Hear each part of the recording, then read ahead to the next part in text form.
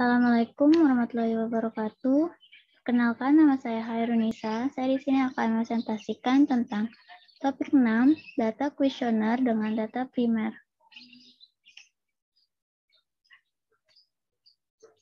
Data primer adalah data yang diperoleh atau dikumpulkan secara langsung oleh peneliti dari sumber datanya.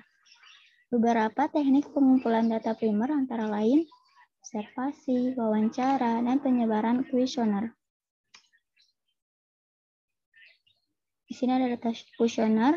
Kuesioner adalah daftar pertanyaan tertulis yang ditujukan kepada responden.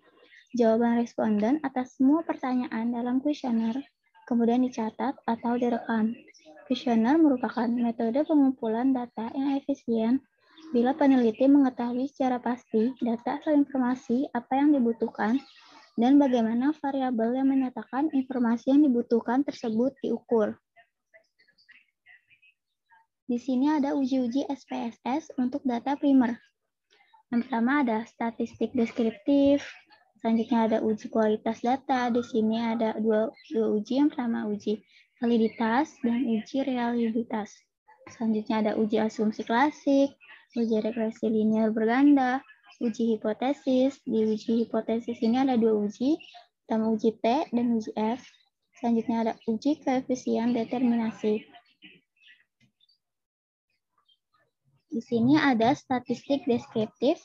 Statistika deskriptif yaitu membahas tentang cara-cara pengumpulan data untuk memperoleh informasi yang berguna dan mudah dipahami.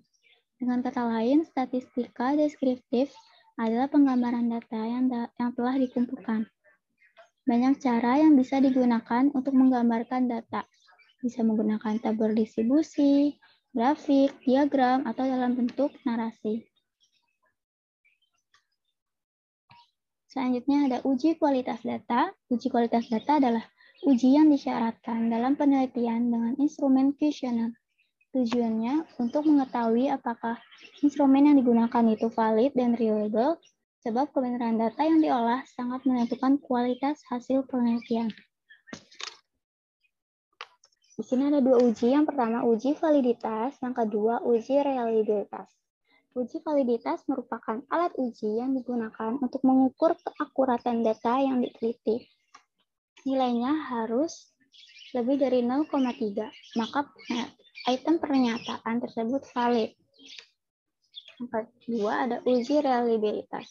Adalah pengujian yang dilakukan terhadap butir-butir pertanyaan dari angket untuk mengukur keandalan atau konsistensi dari instrumen penelitian.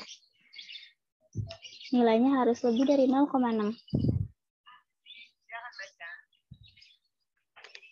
Oke teman-teman, kita bisa langsung ke data kuesionernya. Di sini ada data kuesioner. Kita bisa melihat statistik deskriptifnya dulu. Yang pertama, kita klik analyze, lalu deskriptif statistik, lalu ke deskriptif.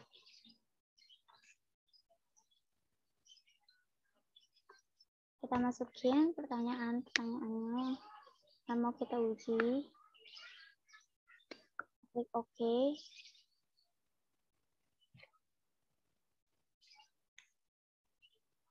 Statistik deskriptifnya bisa lihat dengan jumlah N 171, dengan minimum 1, maksimum 5, rata-rata 3,7, standar defisiensinya 0,99.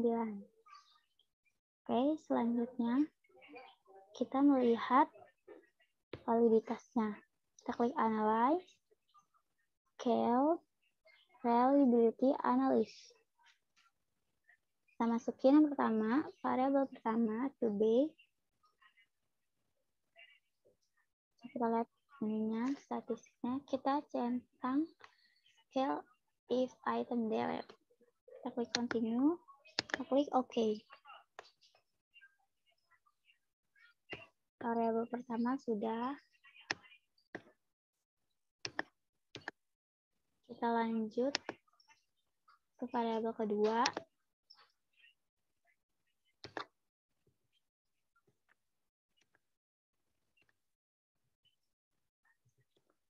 Ini yang variabel kedua itu M. Kita pilih scale if item delete, renew, oke. Nah, M udah keluar. Kita lanjut variabel 3.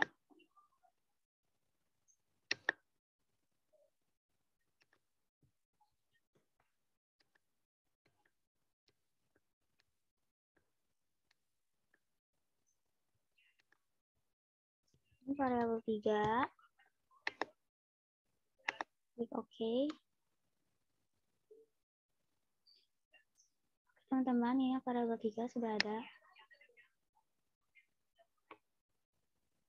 Kita lihat pertama, variabel pertama,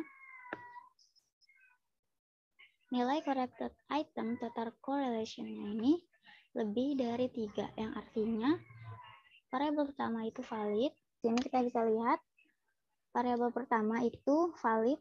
Kenapa valid? Karena di bagian corrected item total correlation ini lebih dari 3.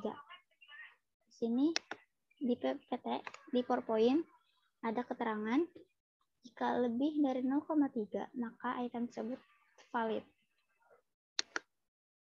Dan ternyata di sini lebih dari 0,3 berarti pertanyaan pada variabel 1 itu valid. Selanjutnya kita lihat ke reliability statistik.